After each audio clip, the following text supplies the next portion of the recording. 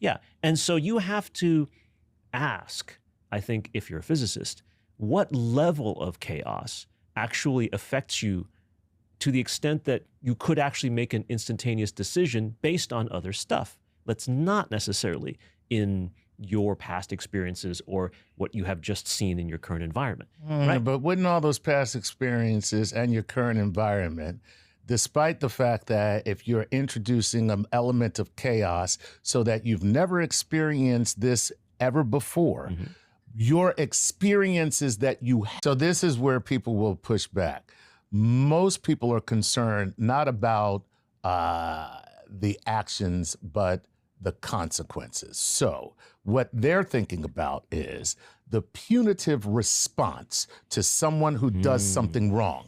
And is a punitive response a deterrent for somebody doing something wrong or doing something wrong in the future? Especially if they don't have the free will. Right. So there's the other side of this entire analysis is how does society interact with people who, Charles, I want to compare notes on free will. Oh, one of my favorite things Isn't to ask it? about.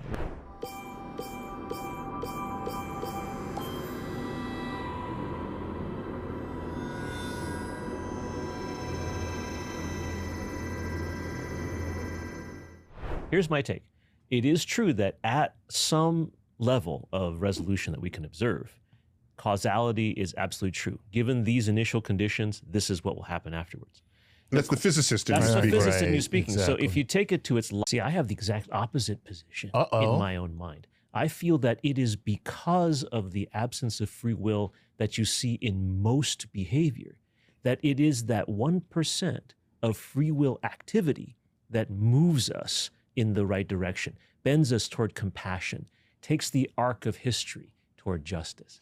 But but going back to what Neil just said, there are people who actually suffer from personality disorders, that suffer from brain disorders, where they can't do what you just said. They can't. But yeah, right. Did you have free will to not? See, that's right. So now that would be interesting, because here you are in a place where your instinct, your training, and your 10,000 desire, 10,000 hours, whatever it is, will, as a reflex, cause you to say this, this, and this, and then people go, wow, that was great. Look how he turned it around. So, Charles, can I say in that comment that he preloaded his neurosynapses so that in that moment,